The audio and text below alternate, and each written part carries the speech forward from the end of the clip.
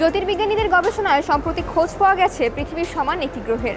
আকারে সমান হলেও ঠিক কতটা পৃথিবীর মতো নতুন এই গ্রহটি?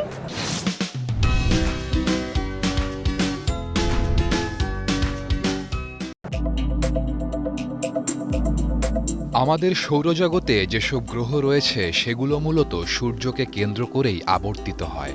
তবে এমন কিছু গ্রহ রয়েছে যেগুলো অনেক দুর্বল নক্ষত্রকে কেন্দ্র করে ঘুরছে।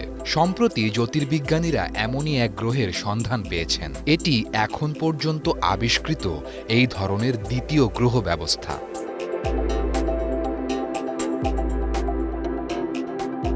পৃথিবী থেকে ৫৫ আলোকবর্ষ দূরে অবস্থান করা এই গ্রহটি সূর্যের পরিবর্তে অতি শীতল একটি লাল বামন তারাকে কেন্দ্র করে ঘুরছে, যা অনেকটা বৃহস্পতি গ্রহের মতো।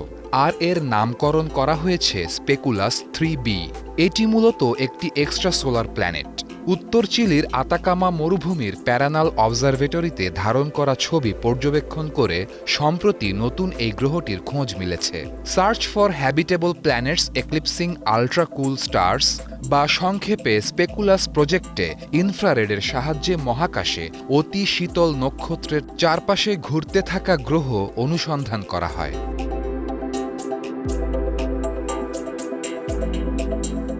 নতুন গ্রহটি পাথুরে ধরনের আর আকারে পৃথিবীর প্রায় সমান। গ্রহটি সূর্য থেকে ১০০ গুণ কম উজ্জ্বল। গ্রহটি প্রতি ১৭ ঘন্টায় একবার লাল বামন তারার চারপাশ প্রদক্ষিণ করে, যার অর্থ গ্রহটি পৃথিবীর ১ বছর মাত্র ১৭ ঘন্টায় পার করে। আর তাই গ্রহটিতে দিন ও রাতের কোনো হিসেব নেই, অর্থাৎ গ্রহটির একই দিকে দিন এবং একই দিকে রাত হয়। তাছাড়া গ্রহের চারপাশে নিজস্ব কোনো বায়ুমণ্ডলও নেই। পৃথিবী সূর্য থেকে যে পরিমাণ বিকিরণ পায় তার ১৬ গুণ বিকিরণ গ্রহটির পৃষ্ঠে আছড়ে পড়ে, যার ফলে সেখানে পানি থাকে না।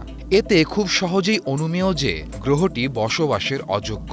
ট্র্যাপিস্ট-1 সিস্টেমে যদিও পৃথিবীর মতন ৭টি গ্রহের সন্ধান পাওয়া গিয়েছে, তবে সেগুলোর অবস্থান স্পেকুলাস 3b থেকেও দূরে।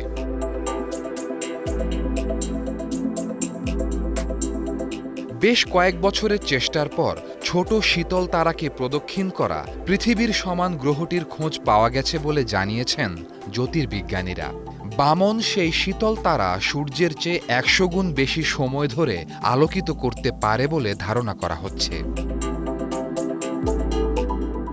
এই গ্রহের আবিষ্কার লাল বামন নক্ষত্রের যে বিশ্ব তা অনুধাবনে একটি সফল পদক্ষেপ।